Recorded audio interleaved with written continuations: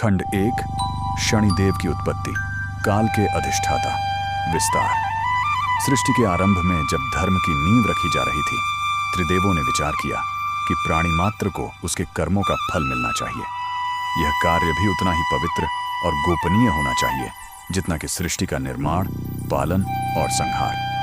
तब ब्रह्मा जी ने कहा, हम एक ऐसी शक्ति का निर्माण करें जो निर्भय, निष्पक्ष और अटल हो, जो प्रलय काल तक कर्मों का लेखा जोखा रखे। विष्णु जी ने अपने सुदर्शन चक्र से एक तेज प्रकट किया और कहा, यह तेज न्याय का प्रतीक हो।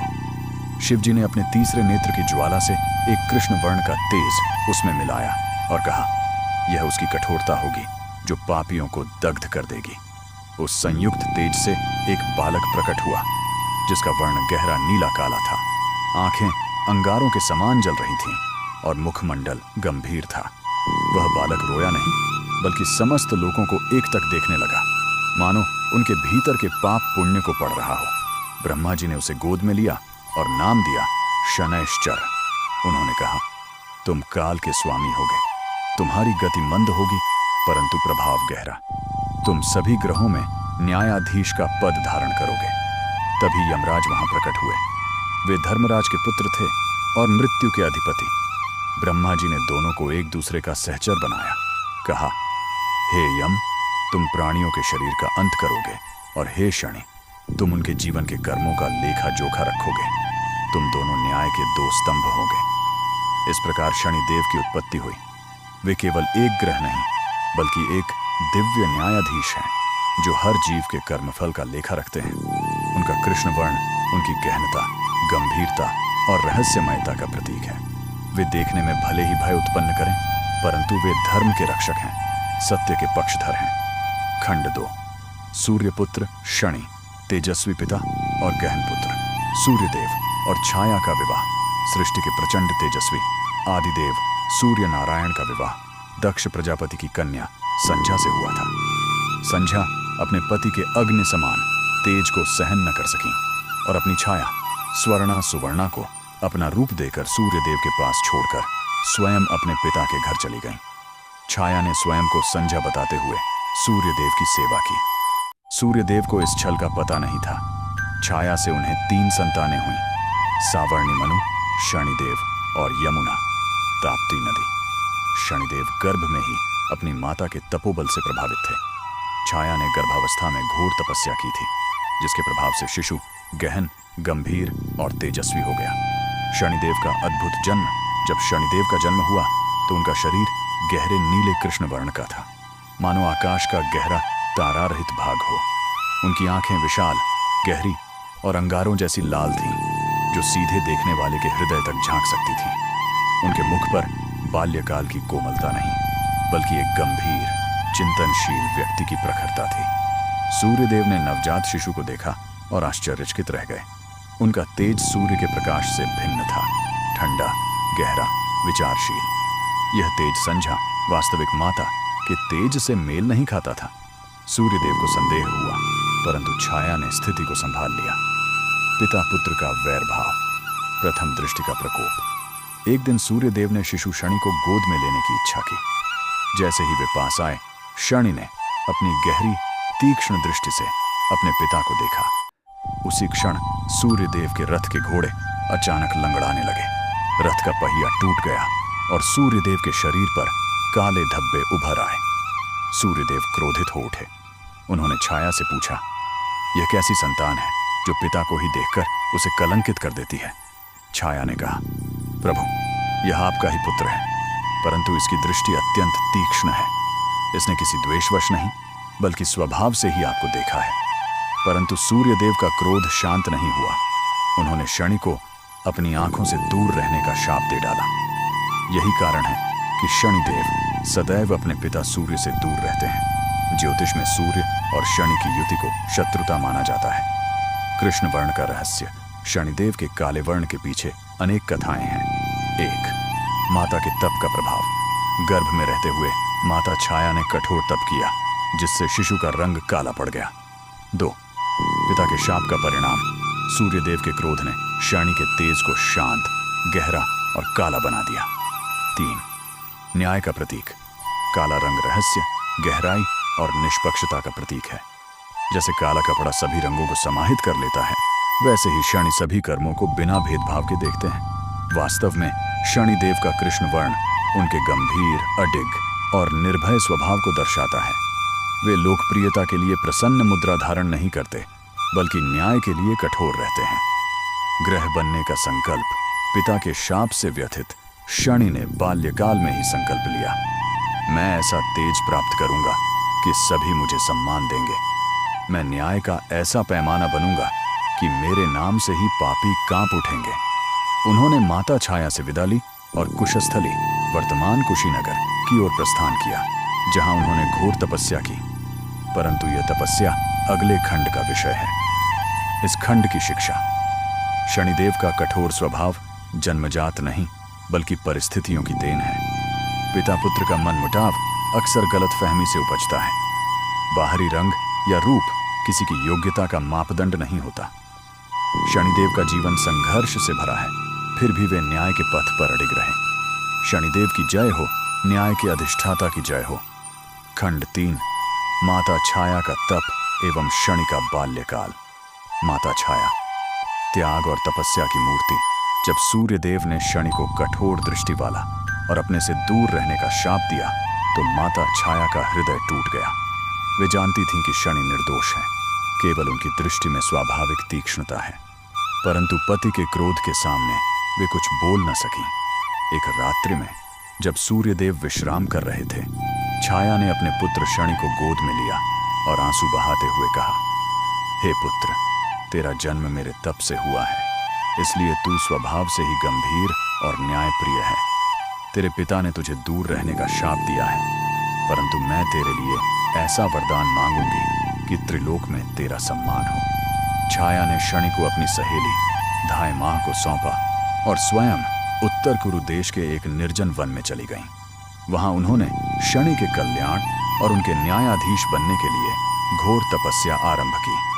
छाया का तप पत्थर बनना तक माता छाया ने प्रतिदिन केवल एक बार जल ग्रहण किया। महीनों तक वह एक पैर पर खड़ी रहकर शनि के लिए तपस्या करती रहीं। उनके तप से प्रसन्न होकर देवर्षि नारद वहां प्रकट हुए। नारद जी ने पूछा, हे देवी, आप इतना कठोर तप क्यों कर रही हैं? छाया ने कहा, मेरे पुत्र शनि को उसके पिता से शाप मिला है। मैं चाहती हूं कि वह न्याय का देवता बने, सभी उसे सम्मान दें और उसकी दृष्टि केवल पापियों के लिए भयानक हो, साधुओं के लिए कल्याणकारी बने। नारद जी ने कहा, तुम्हारी मातृत्व भावना त्रिलोक में अनूठी है, तथास्तु, परंतु तुम्हें अपने तप की परीक्षा देनी होगी। छाया ने कहा, मैं किसी भी परीक्षा के लिए तैयार हूं। तब नारद जी ने उनके तप की तीव्रता देखने के लिए 6 रथुओं का प्रकोप उन पर डाला। ग्रीष्म की ज्वाला, वर्षा की मूसलाधार बारिश, शरद की कठोर ठंड, परंतु छाया अपने तप से टस से मस न हुई। अंततः वह पत्थर की मूर्ति के समान अचल हो गई। तब ब्रह्मा जी स्वयं प्रकट हुए और बोले, हे तपस्विनी, तेरे तप से प्रसन्न होकर हम तेरे पुत्र शनि को नवग्रहों में सर्वोच्च न्यायाधीश का पद प्रदान करते हैं। उसकी दृष्टि पाप को भस्म करेगी और भक्तों को मुक्ति देगी। तू भी सदैव पूजनीय रहेगी। इस प्रकार माता छाया के तप ने शनि के जीवन की दिशा बदल दी। बालक शनि का विलक्षण। बाल्यकाल धाय मां के संरक्षण में शनि बड़े हो रहे थे। वे सामान्य बालकों से सर्वथा भिन्न थे। 1. मौन रहने की प्रवृत्ति। शनि बहुत कम बोलते थे। जब भी बोलते, उनके शब्द सत्य और तर्क से भरे होते। 2. प्रकृति से संवाद।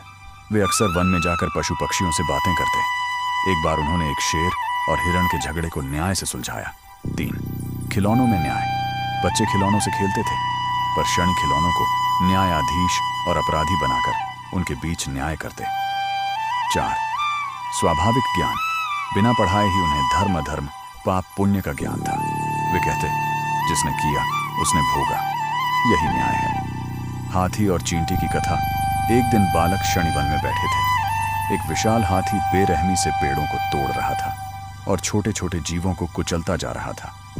एक चींटी ने हाथी से कहा, तुम हमें क्यों कुचल रहे हो? हमने तुम्हारा क्या बिगाड़ा है? हाथी हंसा, तुम छोटे हो, इसलिए कुचले जाने योग्य हो। तब चींटी शनि के पास गई और अपनी व्यथा सुनाई। शनि ने हाथी को बुलाया और कहा, बल का दुरुपयोग अधर्म है, छोटे बड़े सभी जीवन का अधिकार रखते हैं। हाथी ने उनकी बात नहीं मानी। तब शनि ने अपनी दृष्टि से हाथी को देखा। हाथी तुरंत एक छोटी सी चींटी के समान महसूस करने लगा और उसे अपने अहंकार का दंड मिला। उसने क्षमा मांगी और तब से विनम्र हो गया। यह देखकर धाय मां चकित रह गई। उन्हें समझ आ गया कि शनि साधारण बालक नहीं है। भविष्य की झलक एक रात्रि में बालक शनि आकाश की ओर देख रहे थे। धाय मां ने पूछा, क्या देख रहे हो पुत्र? शनि बोले, मैं देख रहा हूं कि कैसे ग्रह नक्षत्र चल रहे हैं। एक दिन मैं भी उनमें से एक बनूंगा और लोग मेरी गति से अपने भाग्य का हिसाब लगाएंगे। धाय मां ने पूछा, तुम कैसा भाग्य दोगे? शनि मुस्कुराए। यह पहली बार था जब वे मुस्कुराए थे और बोले, मैं न्याय दूंगा। जिसने जैसा बोया वैसा काटेगा। मैं केवल कर्मों का दर्पण बनूंगा। इस खंड की शिक्षा, माता का तप और त्याग संतान के जीवन को महान बना सकता है। शनि का बाल्यकाल उनके न्याय प्रिय स्वभाव का प्रारंभिक रूप था। न्याय की भावना जन्मजात भी हो सकती है, परंतु उसे संस्कारों से पल्लवित होना चाहिए। शनि ने बचपन से ही शक्ति से नहीं, न्याय से शासन करो का सिद्धांत अपनाया। शनिदेव की जय हो, माता छाया की जय हो। खंड 4। शनि का तप, वरदान एवं न्यायाधीश का पद। कुशस्थली की ओर प्रस्थान। जब शनि युवा हुए तो उन्हें अपने पिता सूर्यदेव के शाप और माता छाया के तप का पूर्ण ज्ञान हो गया। एक दिन उन्होंने धाय मां से कहा, माता, अब मुझे जाना होगा। मुझे ऐसा तप करना है जिससे मैं वह पद प्राप्त कर सकूं जिसके लिए मेरी माता ने त्याग किया। मैं न्याय का देवता बनना चाहता हूं, न कि केवल एक शापित पुत्र। धाय मां के आशीर्वाद लेकर शनि कुशस्थली, वर्तमान कुशीनगर, उत्तर प्रदेश के घने वनों की ओर चल पड़े। उन दिनों कुशस्थली घोर तपस्या के लिए प्रसिद्ध थी। घोर तपस्या, पंचाग्नि साधना। शनि ने वन में एक उपयुक्त स्थान चुना और पंचाग्नि साधना आरंभ की। 1. चारों दिशाओं में अग्नि जलाई। 2. सिर पर सूर्य का तेज, पंचम अग्नि। 3. शरीर पर केवल वलकल छाल धारण किया। 4. आहार, प्रतिदिन एक दाना तिल, फिर एक दाना प्रति सप्ताह, फिर केवल जल। उनकी तपस्या इतनी तीव्र थी कि ग्रीष्म ऋतु उनके शरीर से ऐसी शीतलता निकलती कि आसपास की अग्नियां शांत हो जाती। वर्षा ऋतु उनके तप के तेज से ऊपर बादल सूख जाते, बारिश की एक बूंद भी न पड़ती। शीत ऋतु उनके शरीर से इतनी उष्णता निकलती कि बर्फ पिघल जाती। 12 वर्ष तक उनकी तपस्या चली। उनके तप से त्रिलोक तप्त हो उठा। त्रिदेवों का आगमन तप की तीव्रता से प्रभावित होकर सबसे पहले ब्रह्मा जी प्रकट हुए। उन्होंने शनि को देखा। अब उनका शरीर दिव्य तेज से चमक रहा था, परंतु वर्ण अभी भी गहरा कृष्ण था, जो उनकी गहनता को दर्शाता था। ब्रह्मा जी बोले, हे तपस्वी, तुम्हारी तपस्या से प्रसन्न होकर मैं तुम्हें वरदान देना चाहता हूं। मांगो, क्या चाहते हो? शनि ने नम्रता से कहा, प्रभु, मुझे ऐसा पद चाहिए जहां मैं निष्पक्ष होकर सभी के कर्मों का न्याय कर सकूं। मैं न तो किसी से डरूं, न किसी का पक्ष लूं। ब्रह्मा जी ने कहा, तथास्तु। तुम नवग्रहों में न्यायाधीश का पद प्राप्त करोगे। तुम्हारी दृष्टि पापियों को दग्ध करेगी और साधुओं को कल्याण देगी। विष्णु जी का वरदान। ब्रह्मा जी के जाने के पश्चात श्री हरि विष्णु प्रकट हुए। उन्होंने शनि की निष्ठा देखी और पूछा, हे शनैश्चर, तुमने ब्रह्मा से न्यायाधीश का पद मांगा, मुझसे क्या चाहोगे? शनि बोले, प्रभु, मुझे ऐसी शक्ति चाहिए कि मैं अपने न्याय को कार्य रूप दे सकूं। मेरे निर्णय अटल हों, कोई उन्हें बदल न सके।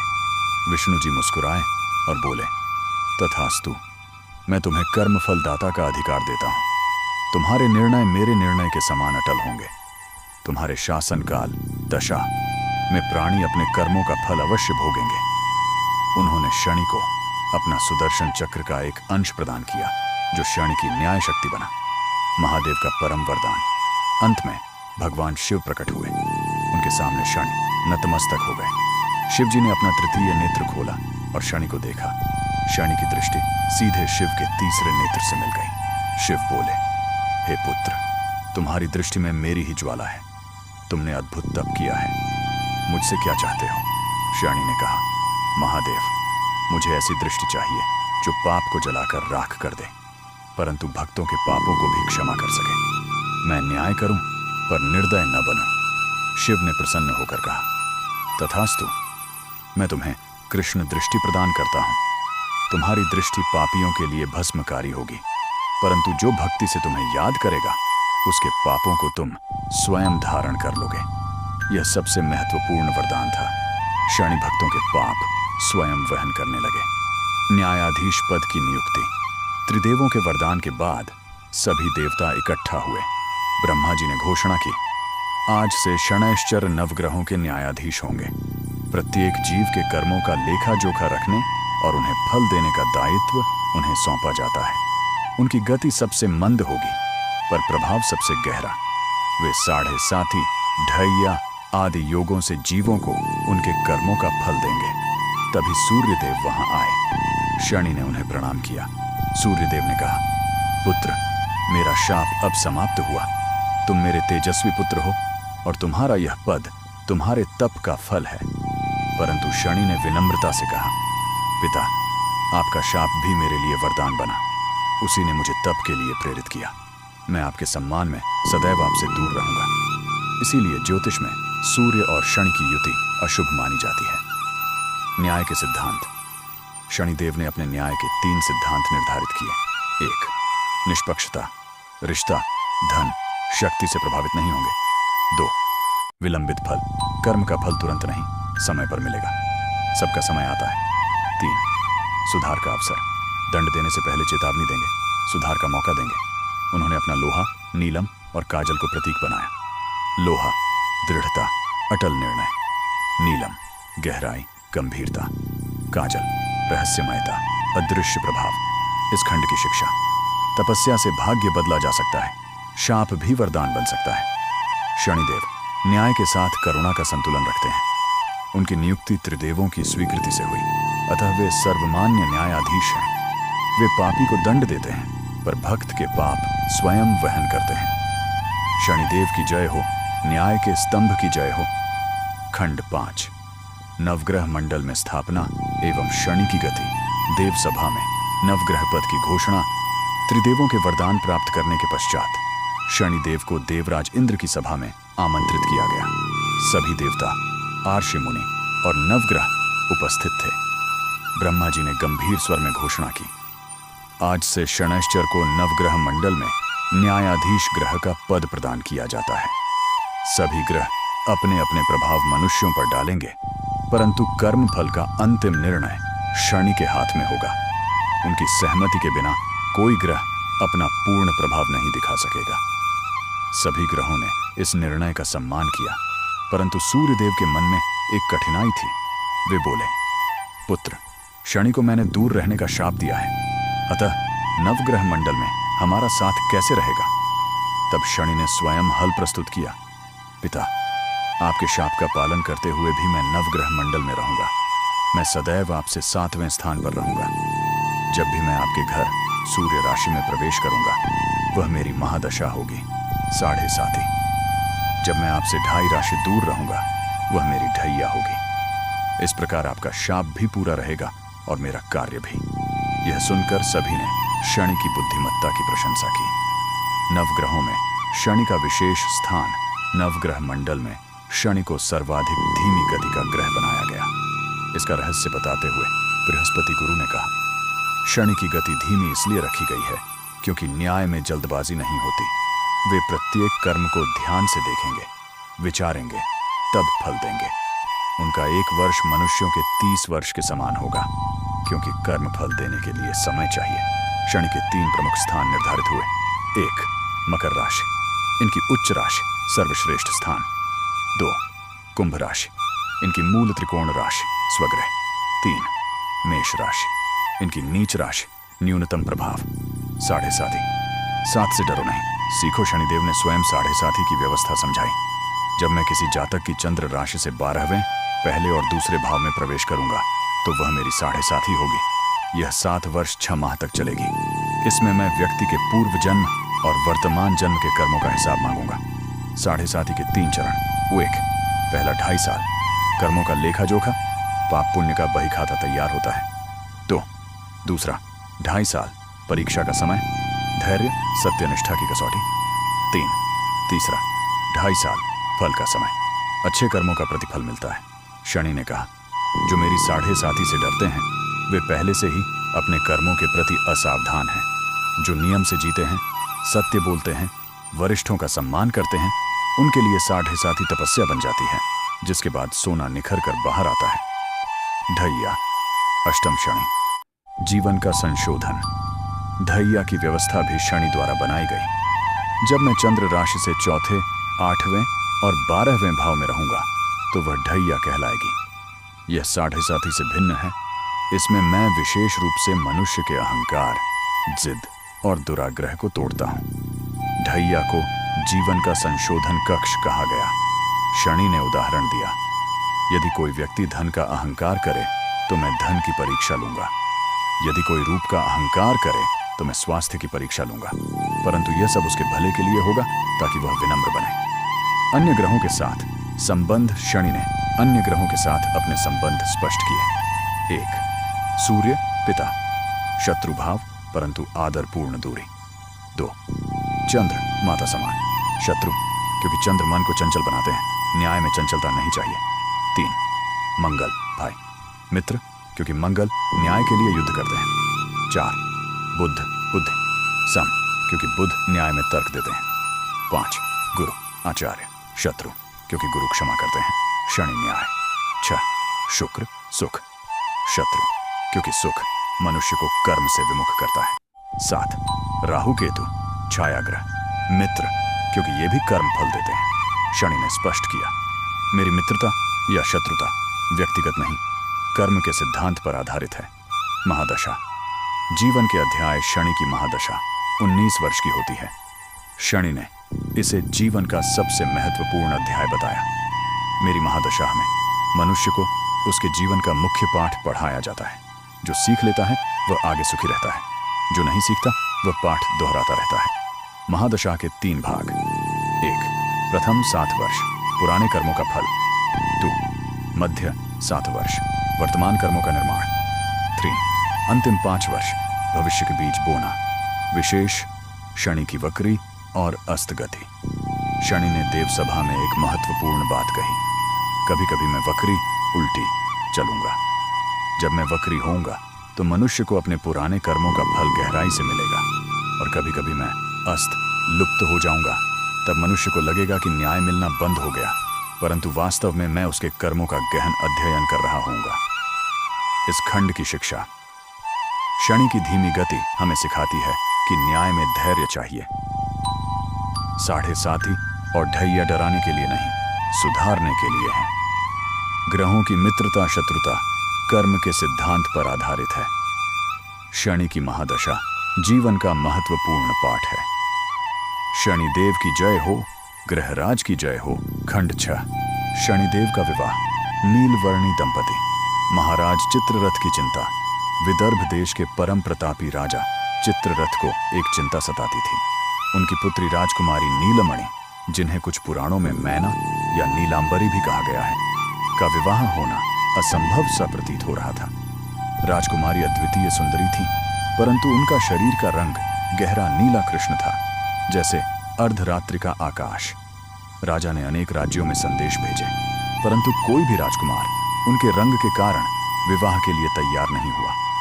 राजकुमारी नीलमणि स्वयं गंभीर, बुद्धिमती और तपस्विनी स्वभाव की थी। एक दिन उन्होंने पिता से कहा, पिता चिंता न करें, जिस देवता ने मुझे यह रंग दिया है वही मेरे लिए योग्य वर भी लेकर आएगा।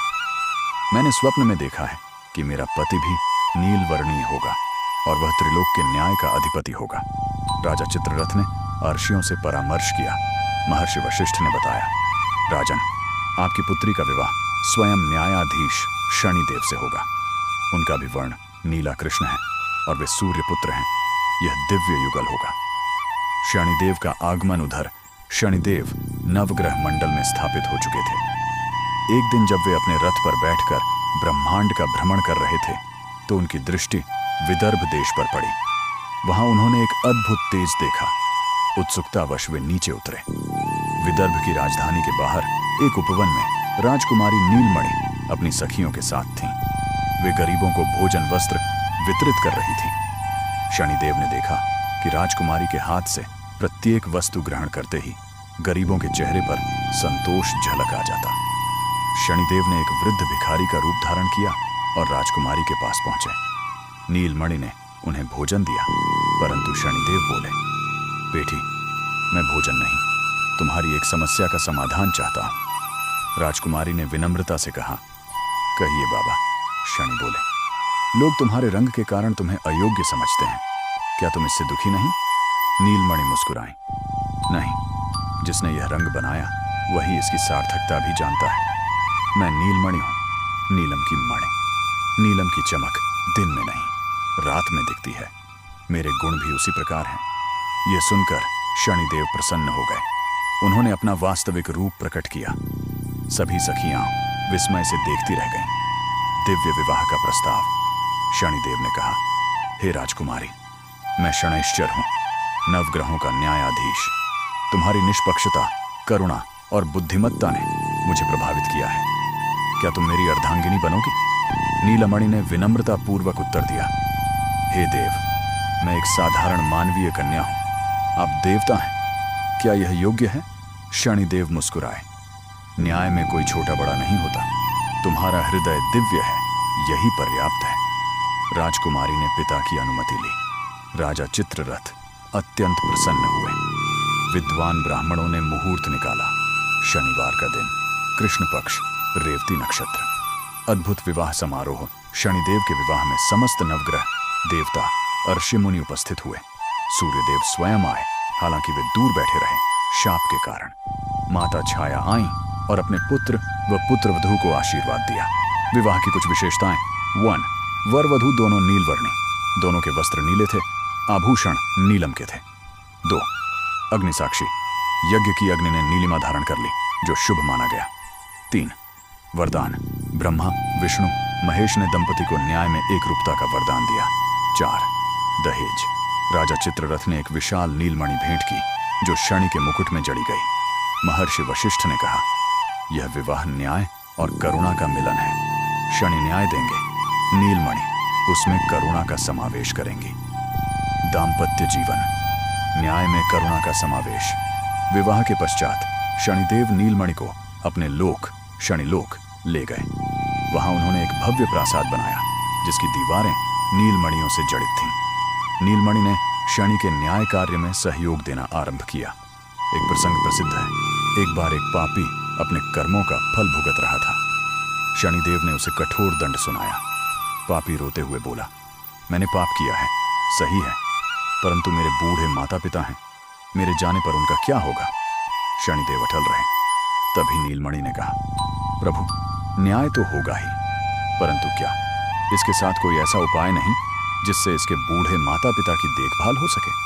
शनिदेव ने सोचा और फिर निर्णय दिया, तुम्हारी सजा बनी रहेगी, परंतु तुम्हारे माता पिता की देखभाल राजकोष से होगी, और तुम्हारी सजा के बाद तुम्हें उनकी सेवा करने का अवसर दिया जाएगा। इस प्रकार न्याय के साथ करुणा का सिद्धांत स्थापित हुआ। संतान प्राप्ति, शनिदेव और नीलमणि को 3 पुत्रों की प्राप्ति हुई। 1. कुलिश, ये वज्र के समान कठोर न्याय करते हैं छोटे पापों के लिए। 2. मंद, ये शनि की भांति धीमी गति से कार्य करते हैं, दीर्घकालीन न्याय। 3. नील, ये माता के समान करुणा मिश्रित न्याय करते हैं। इन तीनों ने बाद में शनि के सहायक बनकर कार्य किया। नीलमणि का विशेष स्थान, नीलमणि, मैना, को शनिदेव की शक्ति माना गया। एक प्रसंग में जब शनिदेव क्रोधित थे तो नीलमणि ने उन्हें शांत किया और कहा, प्रभु, न्याय क्रोध से नहीं, शांत मन से दिया जाता है। आपका क्रोध पापी को भस्म कर सकता है, परंतु उसे सुधार नहीं सकता। तब से शनिदेव ने निर्णय लेने से पहले एक बार नीलमणि से परामर्श करने का नियम बना लिया। इस खंड की शिक्षा, बाह्य रूप नहीं, आंतरिक गुण महत्वपूर्ण है। न्याय के साथ करुणा का समन्वय आवश्यक है। एक अच्छा जीवन साथी व्यक्तित्व को संतुलित करता है। शनिदेव का विवाह न्याय प्रणाली में मानवीय मूल्यों का समावेश है। शनिदेव और माता। नीलमणि की जय हो। खंड 7, प्रहलाद पुत्र विरोचन की कथा, शनि की परीक्षा विरोचन का अहंकार। प्रहलाद, महाराज के पुत्र विरोचन असुरों के महान राजा बने। उन्होंने तपस्या करके ब्रह्मा जी से अजेयता का वरदान प्राप्त किया था, परंतु उनमें अत्यधिक अहंकार समा गया। वे स्वयं को त्रिलोक का सर्वश्रेष्ठ न्यायाधीश मानने लगे। एक दिन उनकी सभा में चर्चा हुई कि न्याय देने में सबसे श्रेष्ठ कौन है। विरोचन ने गर्व से कहा, मैं हूं। मैंने इतना तप किया है, मेरे पास इतना ज्ञान है कि मैं सबसे उत्तम न्याय कर सकता हूं। उनके मंत्री ने विनम्रतापूर्वक कहा, महाराज, नवग्रहों में शनिदेव को न्यायाधीश माना जाता है। उनकी न्याय प्रणाली अद्वितीय है। विरोचन क्रोधित हो गए। शनि? वह कृष्णवर्णी, धीमी गति से चलने वाला ग्रह। मैं उसकी परीक्षा लूंगा। यदि वह सचमुच न्यायाधीश है तो मेरा न्याय उससे श्रेष्ठ सिद्ध होगा। शनिदेव को चुनौती विरोचन ने अपने दूत शनिलोक भेजे और संदेश किया, हे शनि, मैं विरोचन, प्रहलाद पुत्र, तुम्हारी न्याय शक्ति की परीक्षा लेना चाहता हूं। आओ, हम दोनों एक ही मामले का न्याय करें, देखें कि कौन श्रेष्ठ है। शनिदेव ने शांतिपूर्वक उत्तर भेजा, हे राजन, न्याय प्रतियोगिता का विषय नहीं है, फिर भी यदि तुम्हारी इच्छा है तो आ जाओ। विरोचन अपने दैत्य सेना के साथ शनिलोक पहुंचे। उन्होंने देखा, शनिदेव का न्यायालय सरल था, कोई भव्यता नहीं। शनिदेव एक साधारण सिंहासन पर बैठे थे। उनके सामने कर्मों का लेखा जोखा रखने वाले ग्रंथ थे। विरोचन हंसे, क्या यही है तुम्हारा न्यायालय? देखो मेरी शोभा।